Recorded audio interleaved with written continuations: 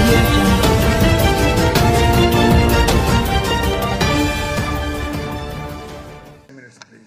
ఈ ప్రభుత్వంలో ఈ బడ్జెట్ కేటాయింపులో మాత్రం చాలా బాగా చేశారు అధ్యక్ష. 6,300 కోట్ల రూపాయలు కేటాయించడము, అట్లాగే సబ్ ప్లాన్లో కూడా 12,000 కోట్లు దానికి కేటాయించడం కూడా జరిగింది అధ్యక్ష. సంతోషం అధ్యక్ష. కానీ ప్రాబ్లం ఏంటంటే కేటాయింపులు అయితే ఉంటున్నాయి కానీ బ్యాంక్ లోన్స్ విషయం వచ్చేటప్పటికి చాలా ఇబ్బంది పడుతున్నారు అధ్యక్ష. ఎవరు కూడా మనం ఇచ్చే సబ్సిడీ బీసీస్కి 50% సబ్సిడీ బ్యాంక్ సబ్సిడీ అని చెప్తున్నారు అధ్యక్ష. కానీ మిగిలిన 50% ఇవ్వటం గురించి వీళ్ళు ఇచ్చేదానికి కష్టమవుతుంది. బ్యాంక్స్ వారు కూడా ముందుకు రావటం లేదు అధ్యక్ష. మీరు లాస్ట్ ఇయర్స్ ఫిగర్స్ చూస్తే మనం కేటాయింపులు అయితే ఉంటున్నాయి కానీ పూర్తి వినియోగం మాత్రం అవ్వటం లేదు అధ్యక్ష.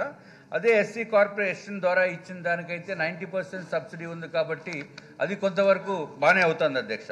దీన్ని నేను కోరేది ఏంటంటే అధ్యక్ష, ఇదివరకు బీసీస్కి 50% సబ్సిడీ ఇచ్చి 20% మార్జిన్ మనీ ఇవ్వటం కూడా ఉండేది అధ్యక్ష.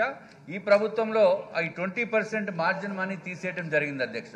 సో ప్రభుత్వమే ఈ 20% మార్జిన్ మనీ ఇచ్చి మళ్ళీ వెనక్కి తీసుకునేటట్టు కనుకుంటే ఎవరైతే లబ్ధిదారుడు ఉంటాడో వారు 30% డబ్బు కడితే సరిపోతుంది అధ్యక్ష. బ్యాంక్స్ వారు కూడా ముందుకు రావడానికి ఎక్కువ అవకాశం ఉంటుంది అధ్యక్ష. కాబట్టి దీన్ని కూడా ప్రభుత్వం చాలా సీరియస్గానే దృష్టిలో పెట్టుకుని ఆలోచించుకోకపోతే మనం ఎన్ని వేల కోట్లు ఇచ్చినా సరే అది ఉపయోగపడే విధంగా ఉండదు అధ్యక్ష. ఇంకొక ముఖ్యమైన విషయం ఏంటంటే అధ్యక్ష, ఈ బీసీస్లో అధ్యక్ష మొత్తము 139 కులాలు ఉన్నాయి అధ్యక్ష.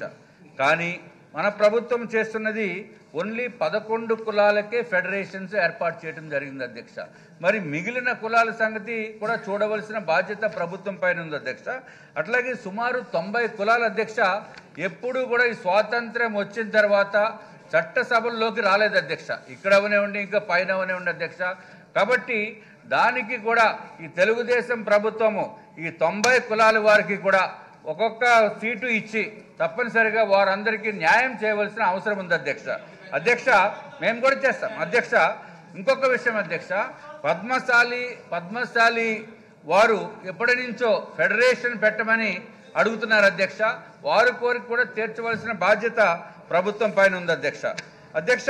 మా కార్మిక మంత్రి ఇదివరకు అచ్చెన్నాయుడు గారు చంద్రన్న బీమా ఇవన్నీ కూడా పెట్టి చాలా మట్టుగా అందరికీ కూడా మంచి పనులు చేశారు అధ్యక్ష. దాన్ని కూడా మనం అప్రిషియేట్ చేయవలసిన అవసరం ఉంది. ఇప్పుడు వారు రవాణా సంస్థకి మంత్రిగా ఉన్నారు అధ్యక్ష.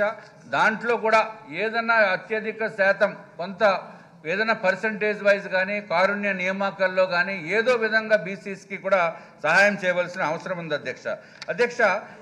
ఏదైతే ఈ బ్యాంక్స్ నుంచి ప్రాబ్లం ఉందో వీళ్ళని మాత్రము తప్పనిసరిగా అధ్యక్ష కలెక్టర్స్కి మనము టార్గెట్ ఇచ్చేయాలి అధ్యక్ష. కలెక్టర్ గారికి ఇచ్చి కలెక్టర్ ద్వారా ఆ బ్యాంక్స్కి సంబంధిత బ్యాంక్స్కి ఈ వాళ్ళకి రుణాలు తీసుకునే విధంగా ఇన్సిస్ట్ చేసే విధంగా కనుక చేస్తే కానీ ఈ కేటాయించిన నిధులు మాత్రము దీంట్లోకి రాదు అధ్యక్ష. ఇంకొకటి రజక కులం వారికి ఎంతో కాలం నుంచి ఊరిస్తున్నారు అధ్యక్ష. సీట్లు ఇస్తామని చెప్పి, కానీ ఒక్కసారి కూడా తెలుగుదేశం పార్టీ రజక కులానికి సీట్ ఇవ్వటం మాత్రం ఇక్కడ జరగలేదు అధ్యక్ష.